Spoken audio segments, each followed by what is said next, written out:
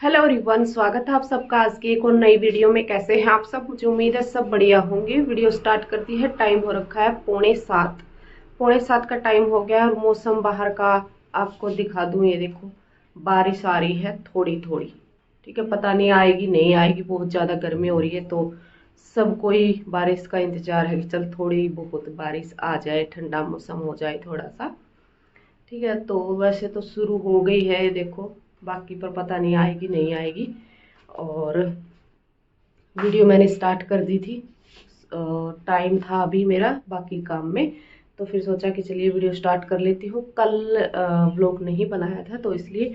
और बहुत सारी बहनों के कमेंट आ रहे हैं मुझे सिलाई मशीन को लेकर कि इस पे क्या क्या काम होता है। वैसे मैंने वीडियो में बताया भी है, कई वीडियो में मैंने बता दिया, पर वो बीच में जैसे वीडियो में बताती हूँ ना, तो फुल वीडियो जो बहनें नहीं देखती हैं तो उनको नहीं पता लगता है कि फिर मैंने भाई आपके कमेंट का जवाब दिया नहीं दिया। तो आप वीडियो फुल देख लिया करें, आपके हर कमेंट का जवाब होता है वीडियो में। ठीक है, तो सबसे पहले मैं इस मशीन के बारे में आपको बता देती हूँ स्टार्टिंग में ही कि ये क्या क्या काम करती है। ठीक है, इससे डिजाइन बनते हैं नहीं बनते हैं, ओवरलॉक होता है नहीं होता है, कढ़ाई होती है नहीं होती, क्या क्या ये काम करती है, वो सारी चीजें मैं आज शुरू में ही आपकी क्लियर कर देती हूँ। ठीक है, तो ये देखो, ये है सिलाई मशीन और क्या क्या ये काम करती है वो बताती हूँ आज आपको।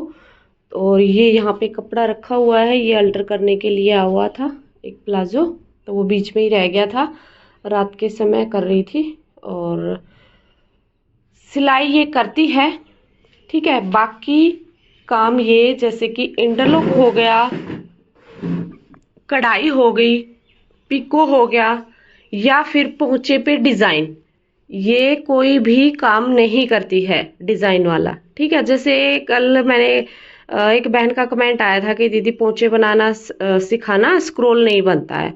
तो स्क्रोल तो बनेंगे क्योंकि स्पीड ज़्यादा होती है, तो आपको इस पे प्रैक्टिस की ज़रूरत है। इस सिलाई मशीन पे आप 1-2 दिन प्रैक्टिस करो अच्छे से, और अच्छे से फिर पोंचे बनेंगे आपसे। ठीक है, तो उसी कमेंट में जवाब आ रहा था कि आप डिज़ाइन कैसे बनाते हो। तो डिज़ाइन इसमें कोई फंक्शन नहीं है डिज़ाइन का कि मैंने, चलो जैसे भी एक सिंगर मशीन आती थी ना मेरे पास, बहुत टाइम पहले मैंने वो चलाई थी, तो उसमें अलग अलग से वो होता था कि भाई ये मतलब कि उसमें फिट करना होता था, जो भी डिज़ाइन होता था वो उसमें डाल दिया और वही डिज़ाइन फिर वो करेगी।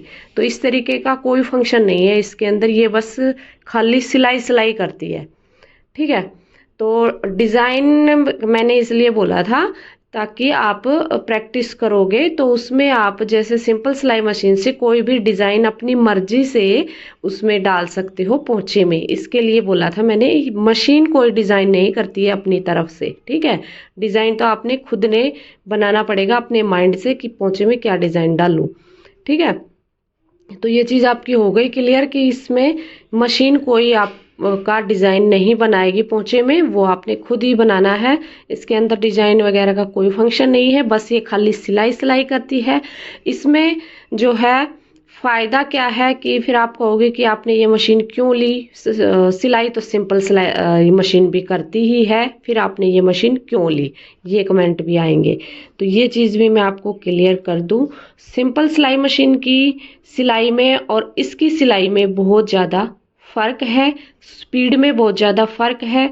और जैसे कि उस सिलाई मशीन पे हम काम करते हैं तो उसमें इतना ज़्यादा हम कंफर्टेबल नहीं होते हैं, और एक अच्छा भी नहीं है, मतलब मज़ा नहीं आता है उस सिलाई पे, उस मशीन पे सिलाई करने में। और ये सिलाई मशीन एक ऐसी है जितना मर्जी आप इस पे काम करो आपको थकावट नहीं होगी। ठीक है, तो ये चीज़ होता है, स्पीड बहुत ज़्यादा होती है। एक आपको ये झंझटबाजी नहीं होती है बार बार में, जैसे सिंपल सिलाई मशीन पे आपने 2-4 सूट से लिए सफाई करनी पड़ेगी, नीचे से शटल खोलनी पड़ेगी, उसमें सफाई करनी पड़ेगी, उसमें तेल डालना पड़ेगा, ये चीज़ें बिल्कुल भी नहीं होती हैं। और एक मेन चीज़ इसकी होती है, इसकी आवाज़ बिल्कुल जीरो के बराबर है। ठीक है, अगर आप यहाँ पे बैठ के इस पे सिलाई कर रहे हो ना, तो आप कमरे से बाहर निकल के आवाज़ सुनोगे ना, तो इसकी आवाज़ ही आपको नहीं सुनाई देगी, तो इतनी इसकी आवाज़ है। ठीक है, तो बहुत बढ़िया मशीन है सिलाई करने वाली बहनों के साथ, जो बुटीक पे काम करती हैं, जिनके पास ज़्यादा काम आता है ना सिलाई का, तो ये मशीन आप ज़रूर लें। बहुत बढ़िया मशीन है। A2C मशीन जो सिलाई मशीन होती है, उस पर भी कमेंट आया था कि दीदी वो ज़्यादा बेस्ट है, तो वो भी अच्छी है मशीन। हम ये नहीं कह रहे हैं कि भी वो ज़्यादा अच्छी नहीं है, क्योंकि वो मैंने यूज़ नहीं की है, तो मैंने यूज़ ये वाली सिलाई मशीन की है। इसको मेरे को हो गए 3.5 महीने मेरे ख्याल से यूज़ करती। तो बहुत बढ़िया मशीन है, मैंने यूज़ की है, तो इसलिए मैं आपको इसके बारे में बता रही हूँ। तो ये देखो इस तरीके से है, ये नीचे से भी आपको दिखा देती हूँ। ये पैडल है आप इसका, ये इसके गोड्डा भी है, ये देखो, ठीक है। इसको आप जो इसका ये पंजा है, इसको उठाने के काम आता है ये गोड्डा। सिलाई मशीन चलाने का काम नहीं आता है, चलाने के काम तो ये हमारा पैडल ही आएगा, चलेगी यहाँ से। लेकिन जो ये पंजा हमारा होता है, इसको हम गोड्डे से उठा सकते हैं, ठीक है। पर बाकी मुझे इसकी थोड़ी सी आदत अभी नहीं हुई है, तो मैं गोड्डे का यूज़ बहुत कम करती हूँ। मैं अपने जैसे सिलाई मशीन की तरह इसी से जो है करती हूँ, ये यूज़ करती हूँ, इसी से उठाती हूँ और नीचे करती हूँ, ठीक है। बाकी इसमें ये स्टिल भरने के लिए होता है, यहाँ से एक ये धागा घुमा के फिर स्टिल में जाएगा। ये वाला ये एक धागा इसके अंदर जाएगा, सुई के अंदर, और यहाँ पे ये 2 रील रखने के लिए दिए होते हैं। यहाँ पे एक रील रख ली, उससे आप अपनी स्टिल भरते जाओगे, दूसरी रील आपकी सुई के अंदर जाएगी। बार बार आपको धागा निकालने की ज़रूरत नहीं होगी इसमें, ठीक है। क्योंकि एक स्टिल भरने के बाद पूरा सूट कंप्लीट सिलाई नहीं होता है, दोबारा फिर से भरनी पड़ती है। तो इसलिए अलग अलग से आप रील लगाओ, बार बार सुई से आपको धागा निकालने की ज़रूरत नहीं पड़ेगी, ठीक है। तो ये चीज़ मैंने आपको बता दी है। और बाकी अगर आपका कोई कमेंट है तो आप कमेंट कर सकते हैं। और एक कमेंट और आ रहा था एक बहन का, उन्होंने मेजरमेंट जो है लिखा हुआ था कि मेरी इतनी इतनी चेस्ट है, इतनी गला है पीछे का, उसके हिसाब से तीरा वगैरह हम कितना लें, ठीक है। तो मैं ये सूट की कटिंग करने लग रही हूँ, तो इस सूट की कटिंग पे आपको मैं बताती हूँ कि आपने कितना लेना चाहिए, ठीक है। नॉर्मली साइज था उनका, तो ये जिनकी मैं कटिंग कर रही हूँ ना, जिस सूट की, इसकी चेस्ट है 18.5, यानी कि 36.5, ठीक है। तो 18 के हिसाब से हम इसमें तीरा और आर्म होल कितना लेंगे वो मैं आपको बताऊंगी। और एक मैं मेजरमेंट देख लेती हूँ बहन का जिन्होंने कमेंट कर रखा था, तो उस हिसाब से भी मैं आपको बताऊंगी तीरा आर्म होल कैसे लेना है, ठीक है। तो आज की वीडियो में ये बताऊंगी, बाकी के जो कमेंट हैं वो फिर हम अगली वीडियो में लेंगे, क्योंकि नहीं तो फिर ये वीडियो बहुत लंबी हो जाएगी, ठीक है।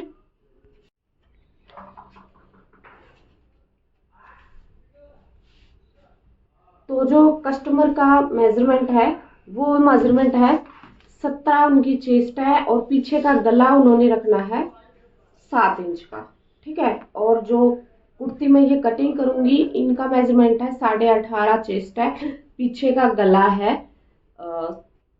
6.5 इंच का, ठीक है। तो दोनों मेजरमेंट में हम कितना तीरा आर्म होल ले रहे हैं वो आप देख लेना। और इस पे प्रेस हुई नहीं है कपड़े पे, क्योंकि लाइट है नहीं, मौसम खराब है, वो मैंने आपको दिखाया है। तो ऐसे ही मैं आपको बता देती हूँ इस पे। तो ये कपड़े को सबसे पहले हमने डबल फोल्ड कर लिया है, दोनों पीस मैंने ले लिए हैं, बैक पार्ट नीचे रख लिया है, फ्रंट पल्ला ऊपर रख लिया है, ठीक है। अब जैसे ये हमारे यहाँ पे जो प्रिंट है, इनका बिल्कुल सेंटर करके हमने कपड़े को बिछाना है दोनों को, ठीक है। तो ये सब मैंने बिछा लिया है। इसके बाद सबसे पहले हम गला देखेंगे, गले के हिसाब से हम लेंगे तीरा। तो गला हमारा है, कस्टमर का तो है मेरे का 6.5, और जो आपने कमेंट किया था उनका गला है 7 इंच, ठीक है।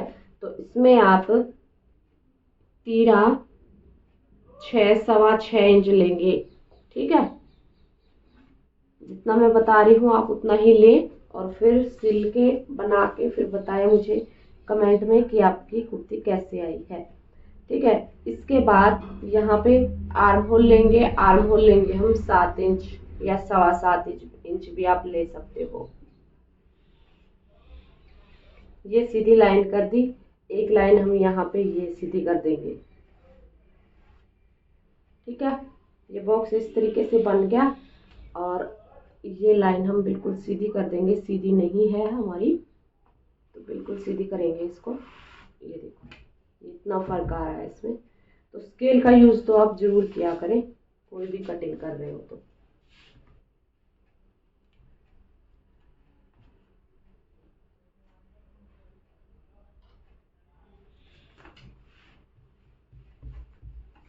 ठीक है, ये बॉक्स हमारा इस तरीके से बन गया। अब इसके बाद यहाँ से हमने 1.25 इंच पे निशान लगाना है। एक लगा दिया, इसके बाद ये हमने लगाना है 1.5 इंच पे, लगा दिया। इसके बाद हमें चाहिए हमारी चेस्ट। चेस्ट कितनी है? 18.5। ठीक है, तो यहाँ पे ये 9.25 इंच हमारी चेस्ट आ जाएगी। ठीक है, 9.25 पे निशान लगा दिया। कस्टमर की यानी कि जो आपने कमेंट किया था उनकी चेस्ट 17 थी तो वो भी यहीं पे आएगी। थोड़ा बहुत फर्क आएगा, ज़्यादा नहीं आएगा, 8.5 इंच पे आएगी उनकी। तो ये देखिए जैसे इनकी यहाँ पे आ गई 8.5 इंच पे, तो बाकी ज़्यादा फर्क नहीं है। 13 आर्म होल अपने बिल्कुल सेम ही लेना है। ठीक है, तो अब यहाँ से ये हमने निशान लगाया है। अगर आपके पास आर्म होल शेपर है तो आप उससे शेप देंगे, अगर आपके पास नहीं है तो फिर आप ऐसे भी दे सकते हैं। ठीक है, जिसके पास नहीं है वो कैसे देंगे? यहाँ से ये देखो ये चीज़ होती है ना, इसको आप बिल्कुल हाफ पे निशान लगा लो यहाँ पे, और यहाँ से आप गोलाई देना स्टार्ट कर दो ऐसे।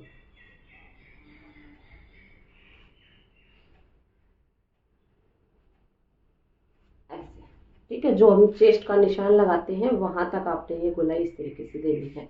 इसके बाद ये हमारी फ्रंट वाली है, फ्रंट को भी हम यहीं से स्टार्ट कर देंगे इसकी गोलाई देना।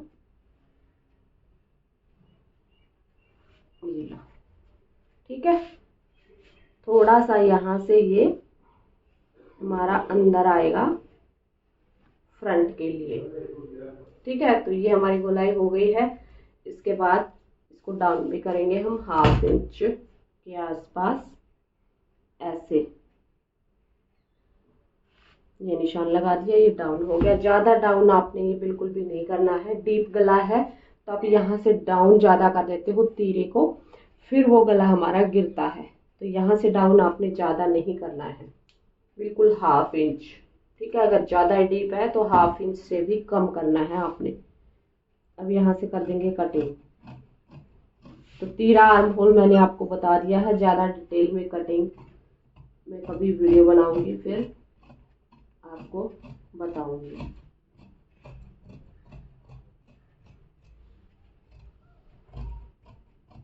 ये लो, ठीक है। और इसके बाद फ्रंट पल्ला हम उठाएंगे, 2 पीस उठाएंगे, उसके बाद इसकी कटिंग करेंगे।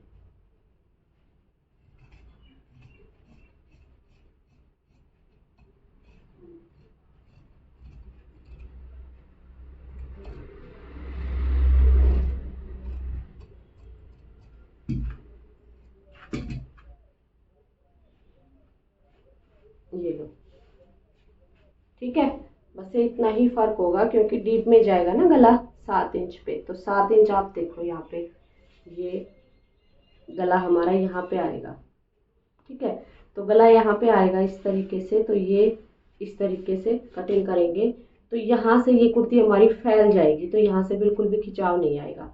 अगर हम गला छोटा रखेंगे ना, जैसे हमारा गला यहाँ तक ही आ रहा है, हमने छोटा गला रख लिया, तो इसमें क्या होगा, हमारा तीरा भी हमने बढ़ाना है। और यहाँ से जो आर्म होल मैंने 1.5 इंच पे लिया है, इसको आप 2, 2.25 इंच, 2.5 इंच तक रख सकते हो हैवी साइज में। क्योंकि अगर गला छोटा हो जाएगा तो यहाँ से फिर ये चीज से खिंचाव पड़ेगा आपके। ठीक है, क्योंकि पीछे से गला हमारा नहीं खुलेगा, यहाँ पे खिंचाव पड़ेगा। इस वजह से तीरा और हमने आर्म होल की जो ये शेप है ये ज्यादा देनी पड़ती है। ठीक है, तो ये चीज आपको समझ में आ गई है। तो चलिए फिर मिलूंगे अगले वीडियो में एक और नई वीडियो के साथ। तब तक के लिए बाय बाय।